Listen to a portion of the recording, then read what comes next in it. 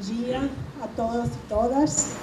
Então, vamos dar início hoje, 13 de dezembro, ao nosso seminário transregional Primavera Árabe Encontra Black Lives Matter no Rio de Janeiro. Vamos dar início com a mesa de abertura, né? Composta pelo professor Roberto Battis Lima, que é pró-reitor de pesquisa, pós-graduação e inovação aqui da UF, coordenador do Instituto Nacional de Ciência e Tecnologia, Instituto Nacional de Estudos Comparados na Administração Institucional de Conflitos, mais conhecido como INEAC, e professor também do programa de pós-graduação em Antropologia da UF. E organizador também do evento que aqui nos reúne. Vou dar primeiro a palavra para ele e depois continuo com essa apresentação desta mesa.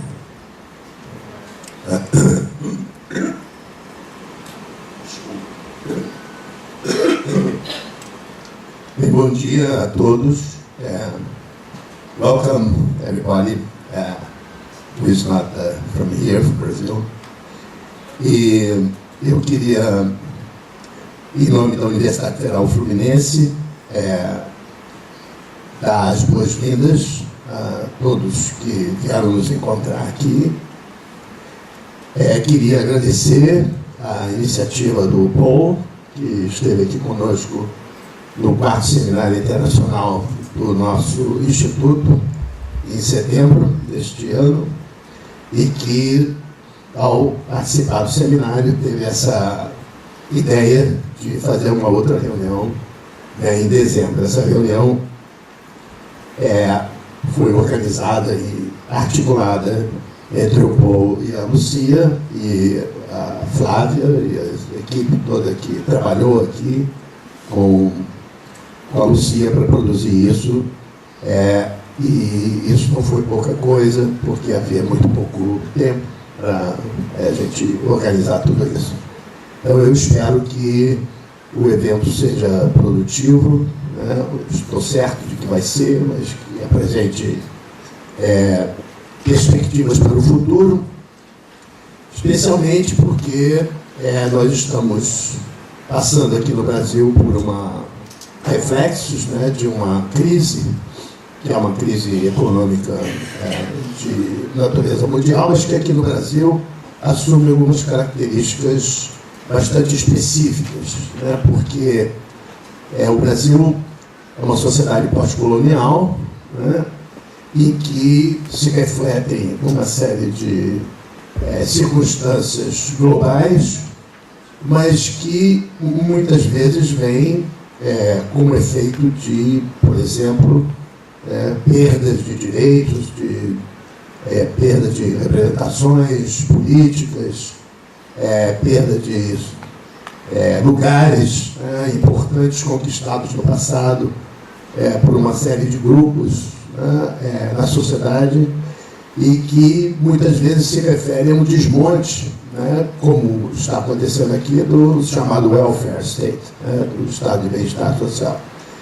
Só que é uma ironia, porque nós nunca fomos liberais, nunca tivemos welfare state nenhum, né? Então desmontar o que nós não temos é uma coisa muito estranha, né?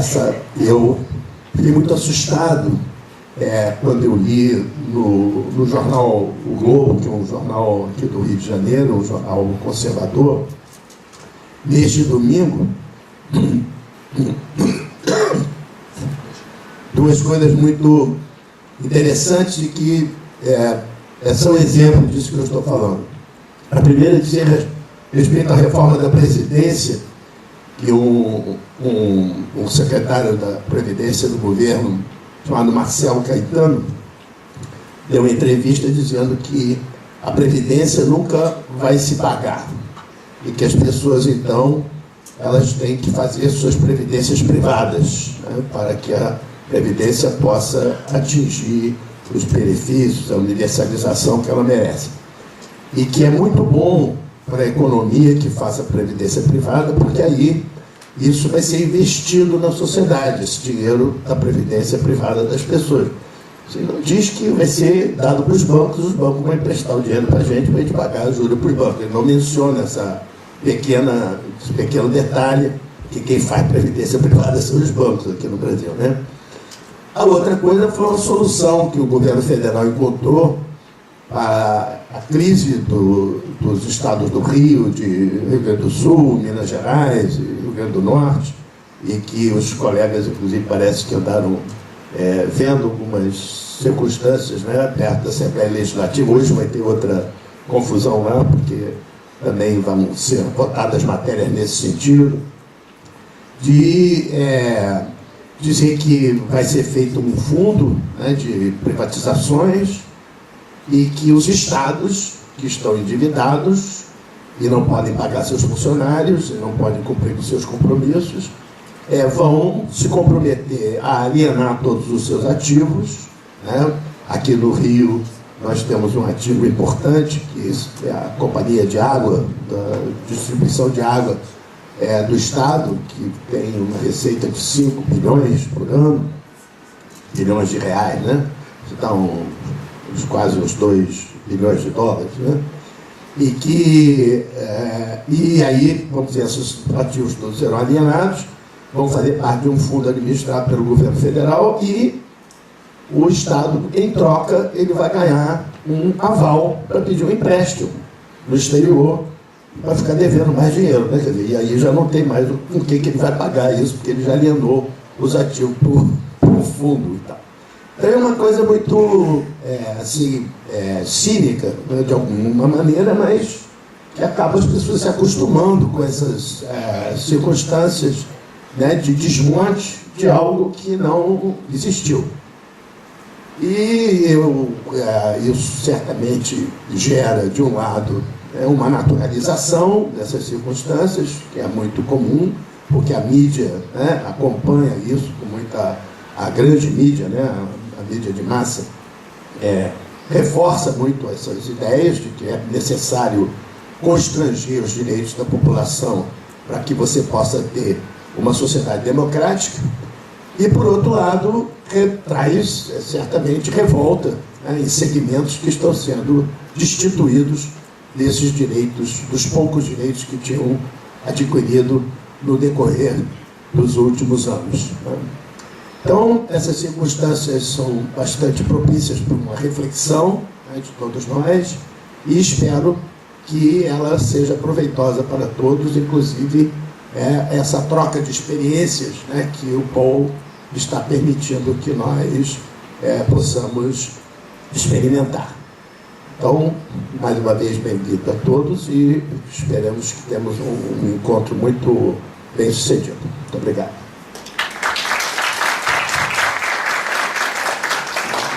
Obrigada, Cândido. Vou passar a palavra, então, para a Alessandra Barreto, que é diretora do Instituto de Ciências Humanas e Filosofia e também professora do programa de pós-graduação em Antropologia aqui da UF. Eu quero especialmente agradecer a ela porque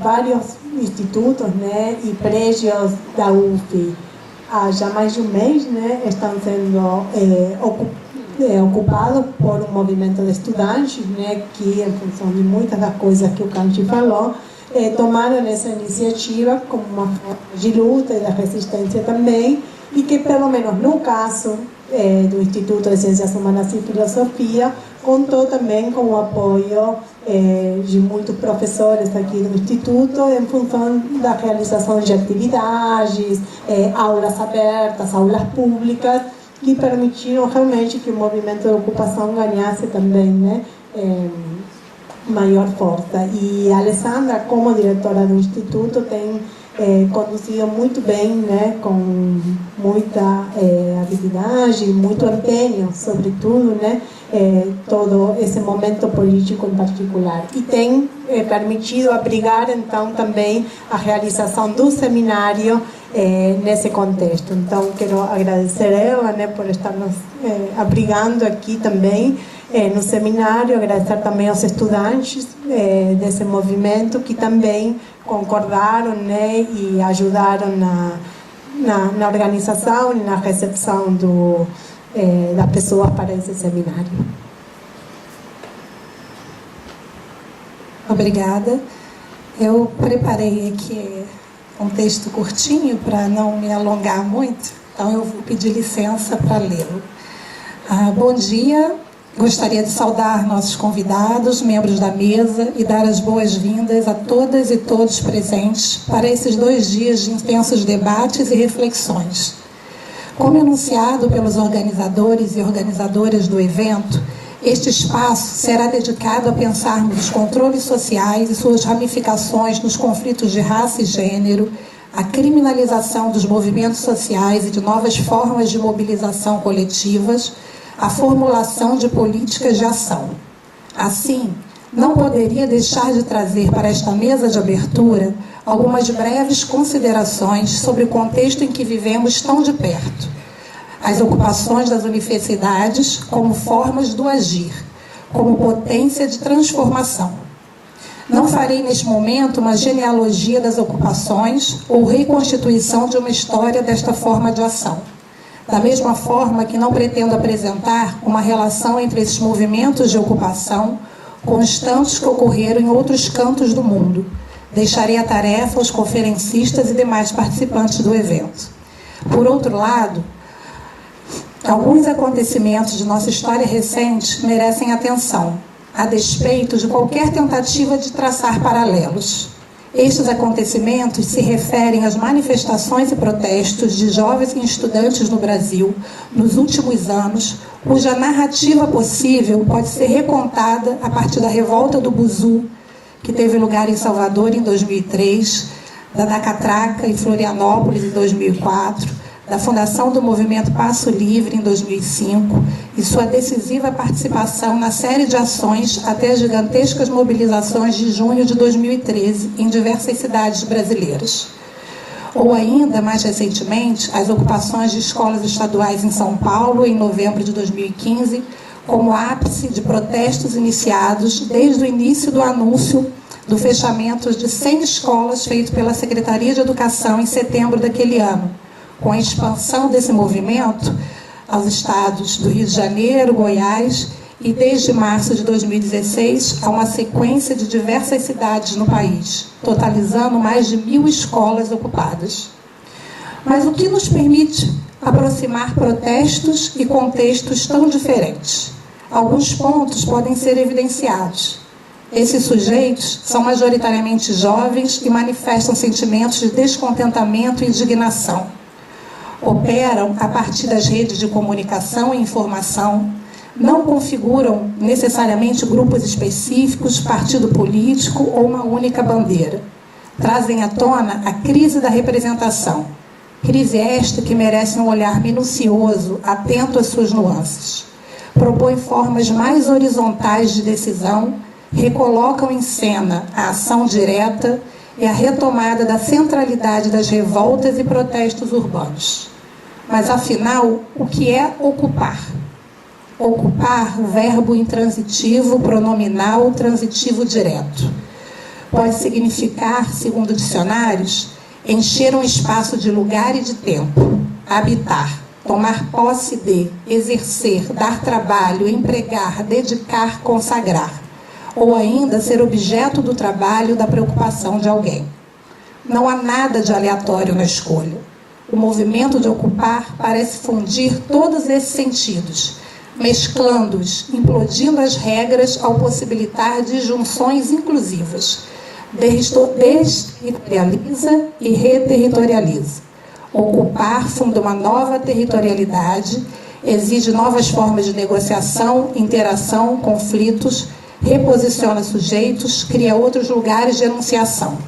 Ocupar não é uma tática inventada por estudantes, mas apropriada de outras lutas, quer no campo, quer na cidade.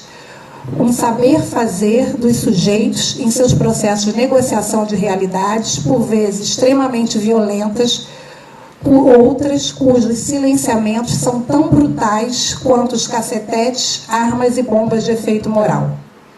De acordo com dados divulgados pela UNE, no Brasil, desde outubro deste ano, foram 224 campi de universidades públicas e privadas ocupados e mais de 1.000 escolas em protestos de estudantes contra a PEC 55, antiga PEC 241, que limita os gastos do governo federal em educação, saúde e assistência social pelos próximos 20 anos, contra a medida provisória 746, que estabelece mudanças no ensino médio, assim como o projeto Escola Sem Partido, conhecido como Lei da Mordaça. Segundo Pablo Hortelado, no prefácio do livro Escolas de Luta, debruçando sobre o caso dos protestos da ocupação levada a cabo por estudantes secundaristas em São Paulo, ele afirma: os estudantes romperam o isolamento individualista do cotidiano escolar e criaram uma nova sociabilidade no processo de luta. Uma sociabilidade baseada na corresponsabilidade, na horizontalidade dos processos decisórios e no cuidado com o patrimônio público. Essas novas relações são o que uma tradição autonomista chama de política pré-figurativa, a capacidade de forjar no próprio processo de lutas as formas sociais a que se aspira, fazendo convergir meios e fins. Ocupa-se um determinado lugar, marca-se uma nova temporalidade. Ocupar refere-se a momentos de ruptura e fundações de novos cotidianos, desde a trivialidade das conversas, à reordenação do espaço, dos afazeres, das hierarquias. Este tipo de ação parece operar um deslocamento da percepção, no exercício de atenção às formas subterrâneas de poder cotidiano, instituídas por regras e convenções. Essa inversão de perspectiva pode ser atribuída a uma espécie de liberdade das práticas, ou melhor, para a prática, que possibilita o deslocamento de fronteiras de dominação, como de raça e gênero, por exemplo. Será a partir das práticas que aqueles sujeitos ainda eufóricos com o processo que desencadearam percebem-se diferentes e criam unidades temporárias, negociadas em GTs, em assembleias constantes, em reuniões que algumas vezes levam à exaustão de seus corpos e mentes. As ocupações parecem apostar nas artes de fazer, na legitimidade dos saberes e valores compartilhados, buscados numa articulação de autoridades pluralizadas pela diversidade de sujeitos em situação de horizontalidade. As cozinhas comunitárias, o preparo coletivo dos alimentos, as decisões tomadas coletivamente, as regras definidas pelo conjunto de ocupantes, marca a ruptura com a passividade do lugar tradicional desses sujeitos no mundo da política. E nessa experiência forjam novos processos de socialização política, de práticas de decisão e organização coletiva. Essas e esses ocupantes estão no lugar de liminaridade preenchido por um arranjo heterogêneo, numa espécie de comunidade instável, reconstruída e pactuada a cada assembleia, crise, acontecimento. As emoções têm lugar especial nesses arranjos e amarrações, e o corpo opera como uma plataforma que enuncia suas demandas, exige seus direitos, marca sua relação de questionamento com o mundo envolvente. Esses corpos são submetidos a uma rotina diária de muitas atividades, entre limpeza dos prédios e banheiros, cuidados com suas roupas e utensílios, compra e preparação de alimentos, cuidado com os equipamentos e patrimônio, reuniões, assembleias de setores e unidades, assembleias gerais, preparação dos atos, feituras dos materiais, responder e-mails, reuniões com dirigentes, docentes. As ocupações precisam da mobilização para sua reprodução. Assim, mobilizam-se para dentro. Construção de agenda de atividades, rotina de afazeres, reuniões, produção, faixas, cartazes, textos, decisões coletivas, cismas, recomposição, criação de agenda de e para a universidade, mas também para fora, contato com outros atores e agências coletivas, articulação com estudantes, secundaristas, atos de magnitude nacional articulados com entidades estudantis, sindicatos, professores e servidores do Estado, protestos, manifestações em ruas, praças, em frente a repartições públicas. Diferentemente do caso das ocupações das escolas, as ocupações das universidades não produziram a quantidade e diversidade de modalidades de protesto de rua dos secundaristas, com trancamento de ruas, rodovias, abraços coletivos a prédios e das escolas, por exemplo. E mesmo que tenham mobilizado uma rede de apoio, não houve estabelecimento da mesma relação de empatia com a vizinhança. Nessa direção, vale destacar que os sentidos da escola para as relações de bairro não são acionados no caso da universidade. Ao que tudo indica, há uma espécie de isolamento da universidade, um mundo em si mesmo que os discursos e demandas de ocupantes querem romper. O modus operandi da ocupação, como prática criativa e criadora de novos sentidos, pode acionar ainda os universos simbólicos da festa, do lúdico, do carnaval, e, como afirma Júlia Giovanni, construir espaços políticos de experimentação, suscitando e reatualizando a relação entre a experiência subjetiva e a transformação da ordem social. Dessa forma, o entendimento desses processos simbólicos como formas particulares de apreensão do mundo e de seus dilemas põe em relevo mais do que a lógica da obtenção e da estratégia racional. Mostra que estão em jogo também estratégia de deslocamento de sentidos nessa gramática política da ação coletiva. As ocupações nas universidades foram heterogêneas, tanto em sua composição, pessoas e grupos com pertencimentos identitários, políticos e ideológicos diversos, quanto em suas formas, em alguns casos com impedimento de aula, barricadas, controle estrito de entradas e saídas, em outros, manutenção de aulas e incorporação de uma agenda de atividades.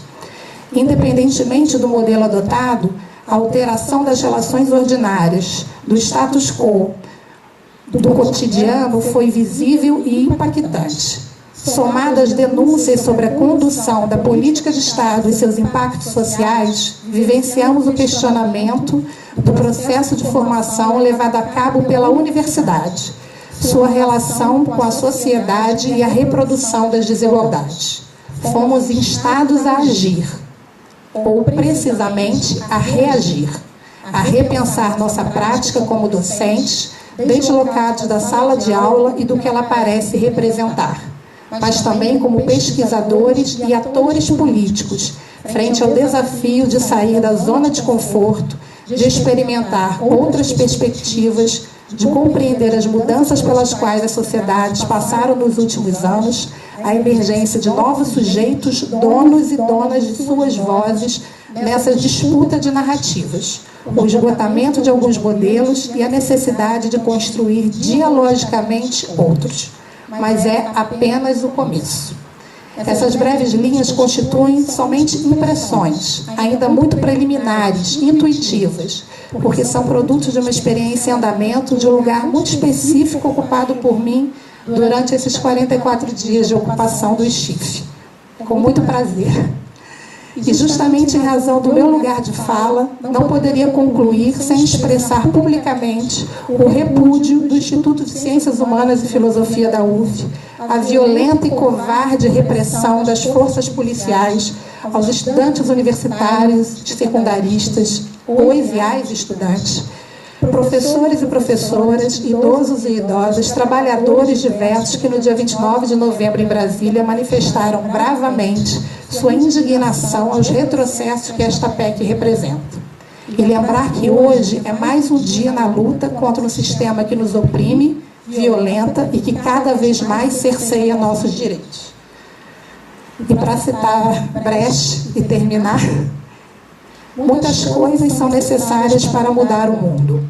Raiva e tenacidade, ciência e indignação, a iniciativa rápida, a reflexão longa, a paciência fria e a infinita perseverança, a compreensão do caso particular e a compreensão do conjunto.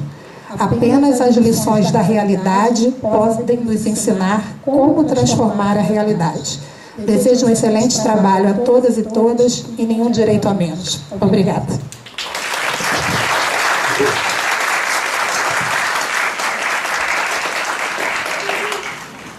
Obrigada, Alessandra. Então, vou passar a palavra para Laila Sherin Zaghloul and Sherin Zeikavi, the University of California, Santa Barbara.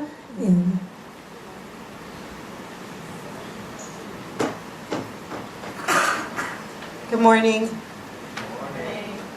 Thank you all for having us. Leila and I are going to present something together, very brief, and I'd like to just thank our hosts. We're really honored to be here. It's humbling and wonderful.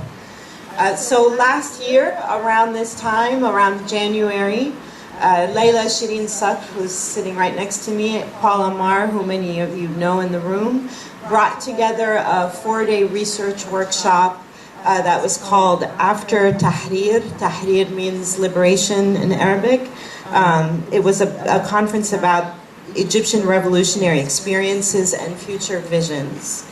And the idea was that we brought together a broad generation of scholars, activists, knowledge producers to commemorate January 25, which was the date that hundreds of thousands of Egyptians took to the streets of Tahrir Square, or Liberation Square in Egypt, to demand the downfall of the regime of Hosni Mubarak, who had ruled Egypt for over 4 decades. And we wanted to commemorate this uprising because it was one global turning point in a history of repression. Immediately after the January 25 revolution in Egypt, at least 58 countries around the world passed draconian laws to restrict or fundamentally cripple the right to protest and, apropos, occupy civic space. In the last 5 years after Tahrir, many of these people who comprise this generation of organizers, activists, and leaders have been subject to intimidation, coercion, and arrest. And I think one of the most sort of painful realities has been the way that people's very private, intimate, personal lives have been subject to public surveillance.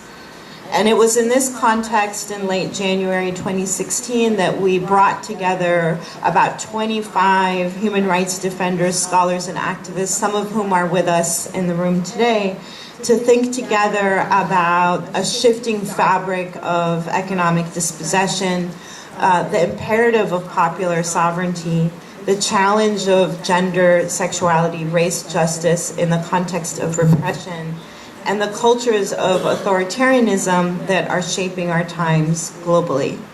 And together at the time, and I think this was something that we all remarked on in different ways, we were grieving together in many ways because for those of you that are following the Arab uprisings, perhaps the most horrific moment of the outcome of these uprisings are best expressed if you're watching the news and the fall of Aleppo, which has been a very brutal, bloody, and tragic fall that is resulting in hundreds of thousands of dead and refugees in Syria.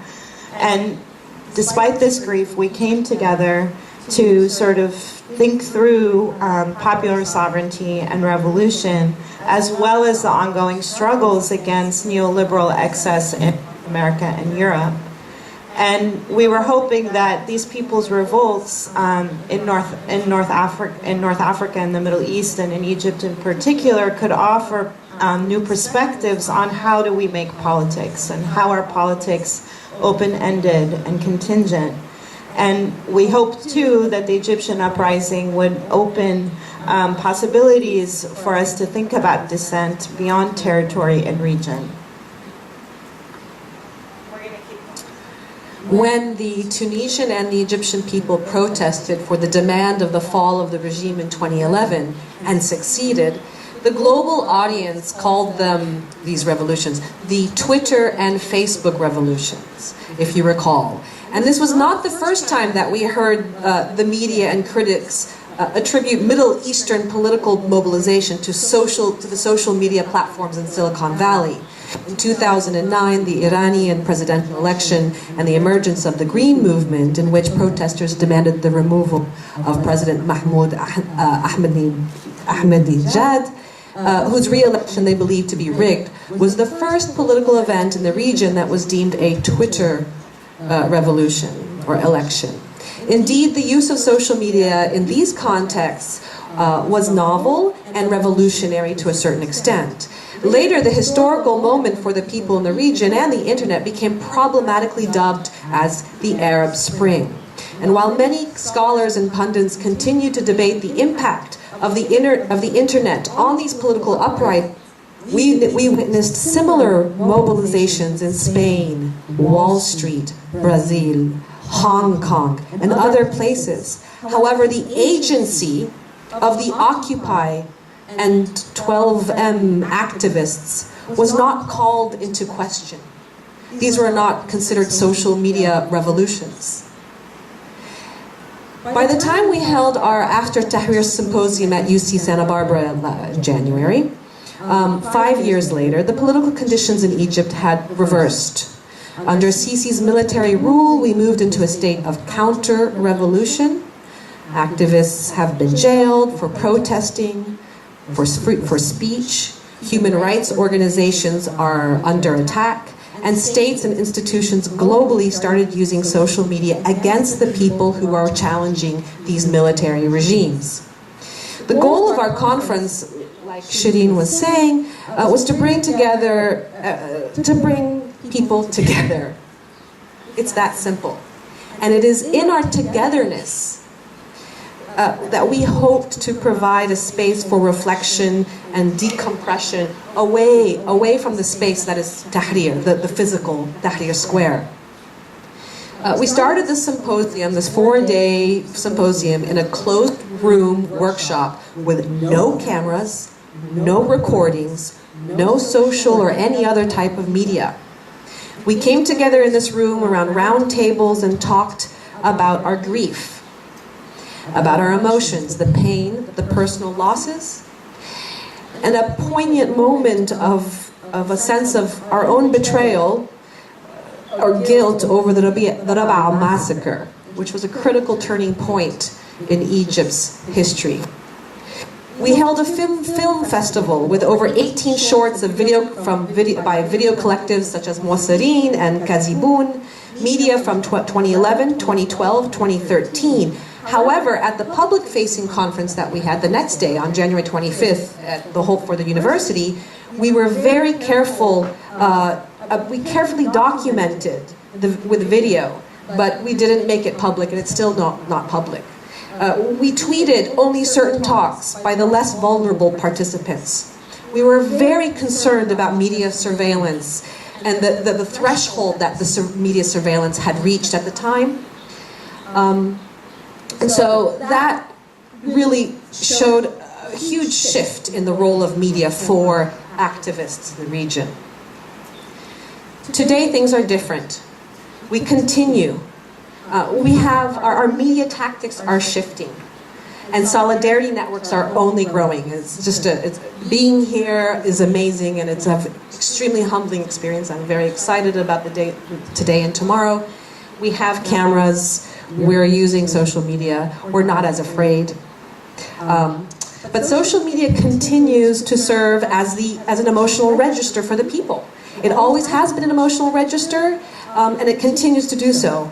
However, this virtual body politic that I call the people online, right? Now this world is being dominated by trolls and cyberbullies, such as the U.S. President-elect Donald Trump. The online has become visibly unnetworked. So if anybody is researching the online, what we call the online network, it's no longer networked. You have echo chambers of people from various factions who don't even know about each other. The whole media landscape is shifting tremendously, and algorithms and trends that are created for your consumer for your consumer behaviors that are really market driven at its core are overtaking the platforms.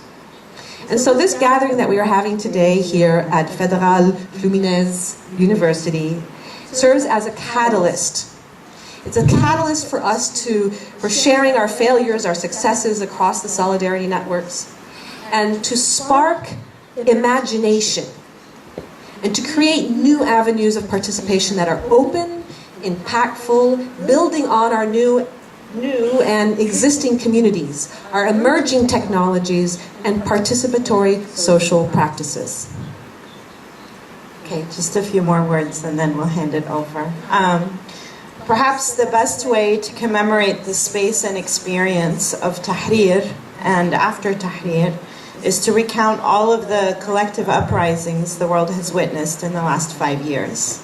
Doing this would help us move past the label Arab Spring and ask why spring and how Arab. Since 2011, uprisings have moved far from the far west to the far east of the Arab world and far beyond, from Wisconsin to Mexico to Spain to Brazil to Greece to Hong Kong to Ferguson to Baltimore, and most recently to the war-ravaged squares of Baghdad. So if we frame these upheavals as seasonal, we limit their time and space. And we also assume in some ways that people have been asleep and they need to awaken. The question, I think, for many of us is, what is Tahrir today? How do we make sense of the words liberation, the people, and revolution? We have witnessed how the people can move quickly from a collective of hope to a mob calling for the killing of the other. Indeed, it was not long before the new regime in Egypt bloodily ended the country's brief experiment with elected civilian governance. It was not long before, as Lina Atallah would presciently put it, the revolutionaries were back to the margins, coming to terms with the suspension of our momentary presence at the epicenters of the squares of revolt. As she put it, we remain who we are, we continue to do what we do, but we still hold on to the thought that a revolution was born from this marginality. What then is this revolution born from marginality? Is it the locomotive, the train that drives history, or is it the attempt by the passengers on the train to simply activate the emergency brake? One way for us to think together about the train and ourselves as its passengers is to remember, if only for a moment, just how many inspiring bids for popular sovereignty we have had the great gift of witnessing in the last 5 years. Another way is to honor the everyday and often silenced, unnoticed attempts to rise up. And it is in this spirit that we are happy to continue our conversations after Tahrir today and with you in Rio. Thank you.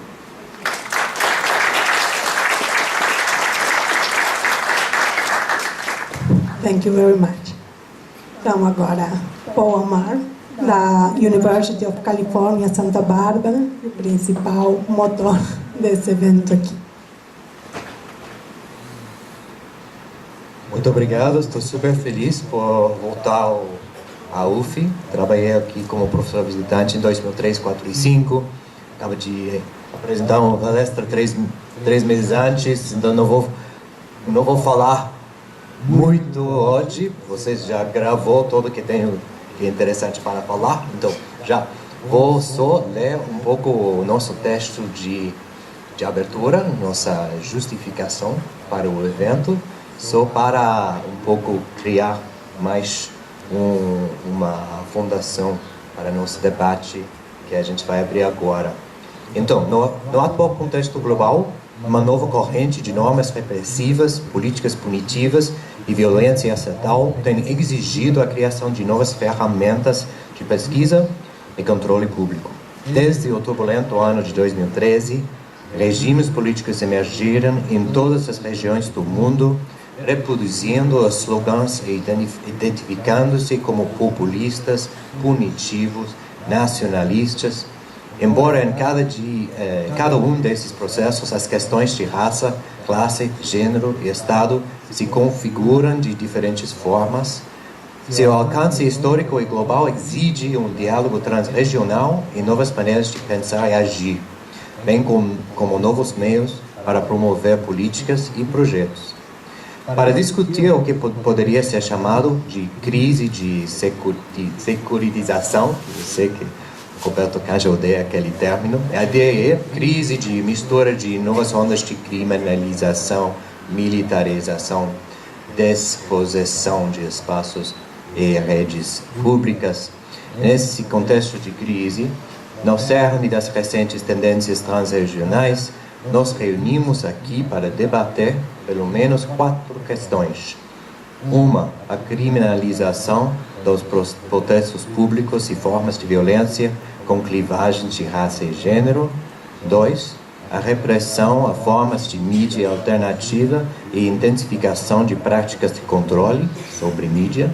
3. Reformas na esfera de segurança pública e justiça criminal.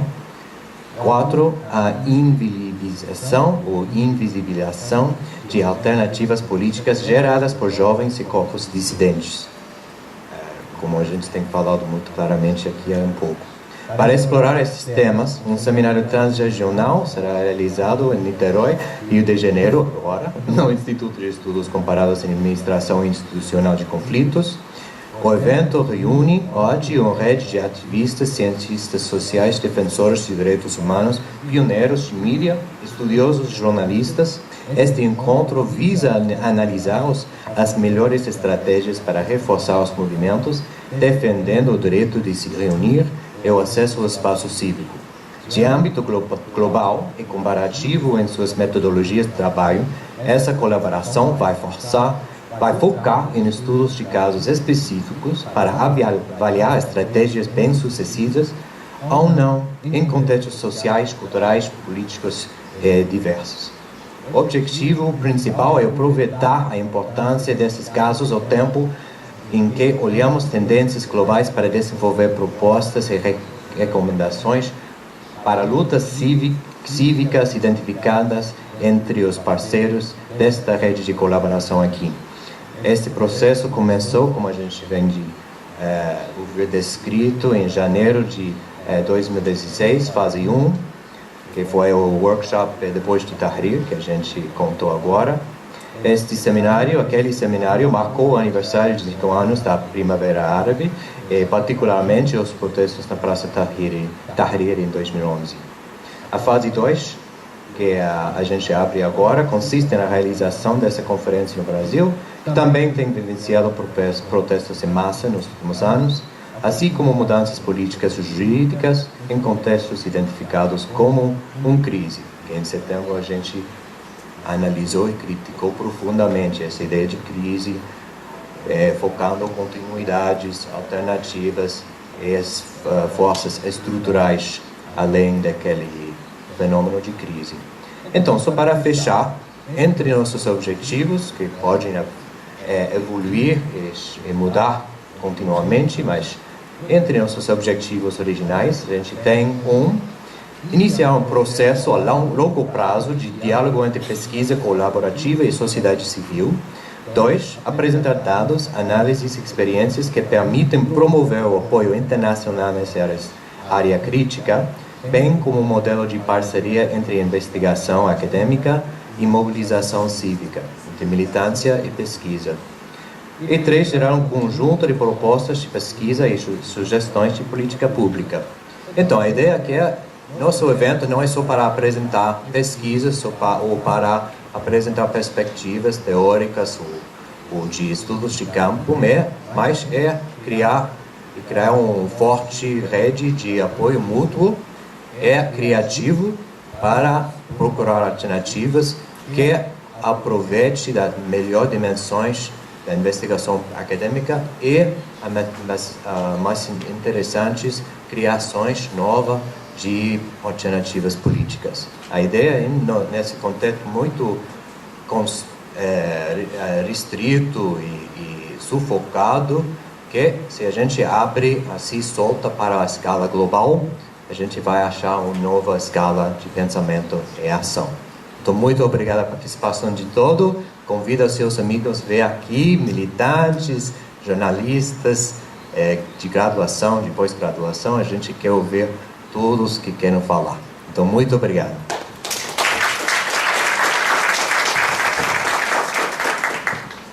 Obrigada, Paul. Just a little addendum. If you want to use social media and use the hashtag Rio Summit, we can collect all of those hashtags. So we'll have our own online conversation. So the hashtag is Rio Summit.